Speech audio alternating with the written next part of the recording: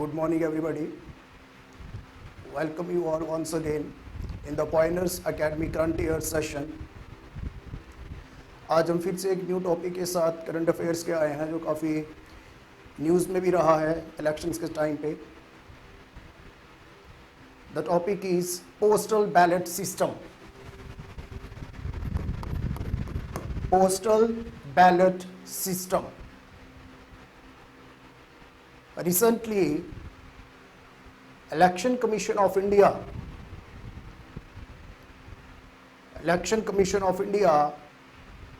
permitted NRIs, non-residential Indians, NRIs for postal ballot system.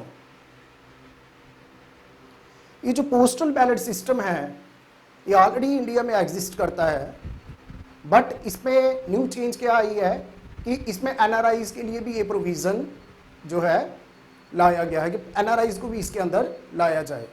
ये election commission ने कहा था. अब what is this postal ballot system?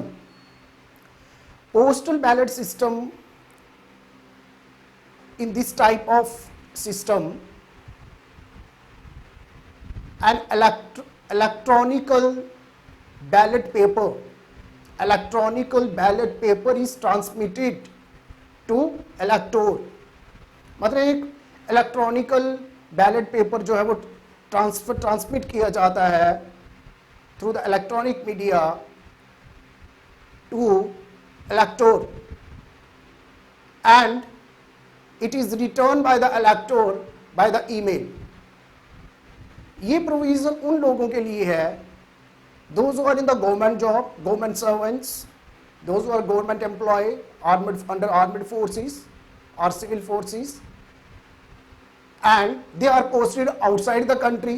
जो कंट्री से बाहर कहीं जॉब कर रहे हैं, यहाँ किसी अपनी स्टेट से दूसरी स्टेट में इनकी पोस्टिंग है और वो इलेक्शन के टाइम पे, चाहे वो असेंबली की इलेक्शन है या फिर लोकसभा की इलेक्शन है, उसमें पार्टिसिपेट ना कर सकें due to this distance.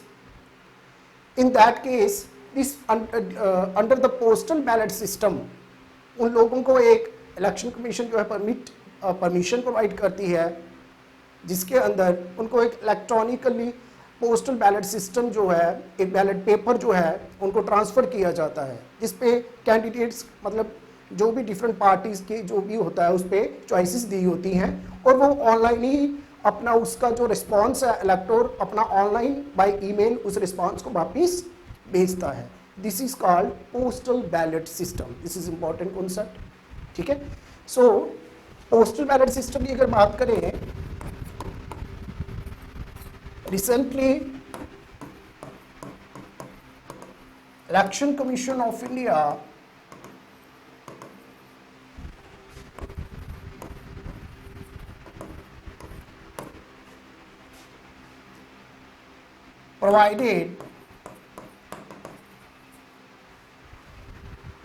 provided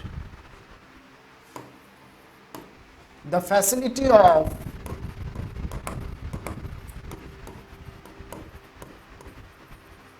postal ballot system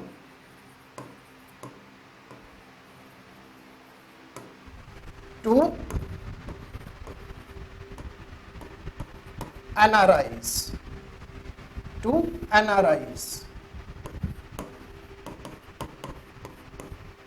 ठीक है.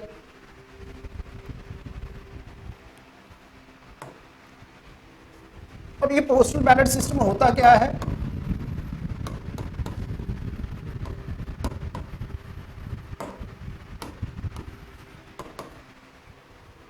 Under this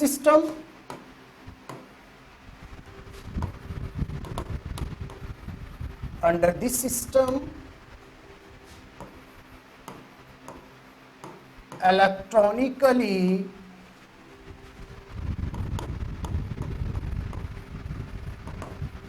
transmitted ballot paper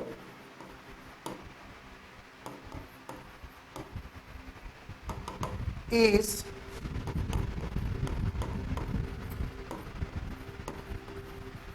transferred to electors and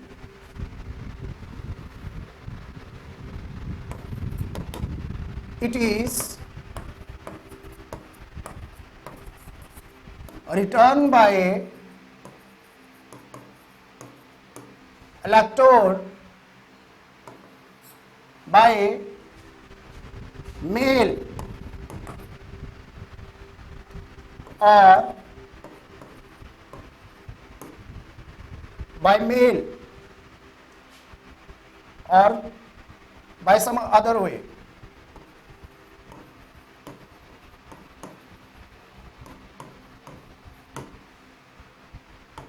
ठीक है, तो अंडर द बैलेट सिस्टम क्या किया जाता है, मतलब एक इलेक्ट्रॉनिकली पेपर जो होता है वो ऑनलाइन सेंड किया जाता है उन लोगों को जिनके लिए प्रोविज़न है, जहाँ पे वो रिजाइडेड हैं वो इलेक्टोर, एंड देन वो जो इलेक्टोर हैं वो इसको अगेन जो है through the electronic media, through the mail जो है उसको वापस भेजते हैं।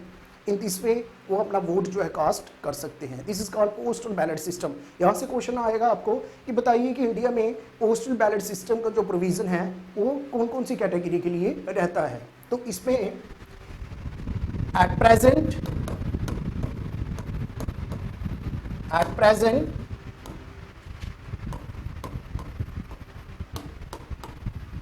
postal ballot system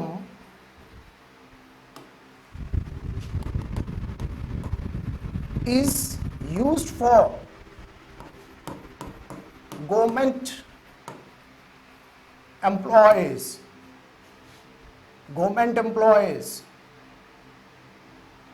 or armed forces who are posted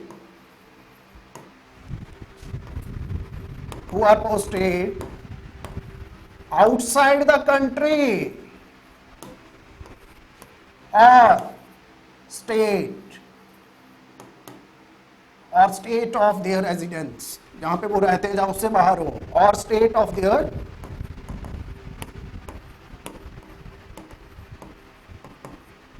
residence. तो एट प्रेजेंट जो पोस्टल बैलेट सिस्टम है ये यूज किया जाता है उन गवर्नमेंट एम्प्लॉयज के लिए, उन आर्मड फोर्सेस पर्सन्स के लिए जो जिनकी पोस्टिंग जो है आउटसाइड द कंट्री है या फिर outside the state of their residence, जहां वो जिस स्टेट से बिलोंग करते हैं उस स्टेट से बाहर है या फिर आउटसाइड द कंट्री है। इन दैट केस इन लोगों के लिए पोस्टल बैलेट सिस्टम का जो प्रोविजन एट प्रेजेंट ऑलरेडी है।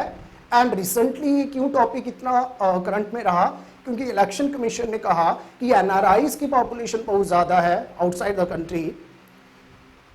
एनआरआईज जो हैं इनको भी जो है इसमें इंक्लूड किया जाए, इनको भी ये permission under the postal ballot system किया जाए। अब एनआरआईज कौन होते हैं?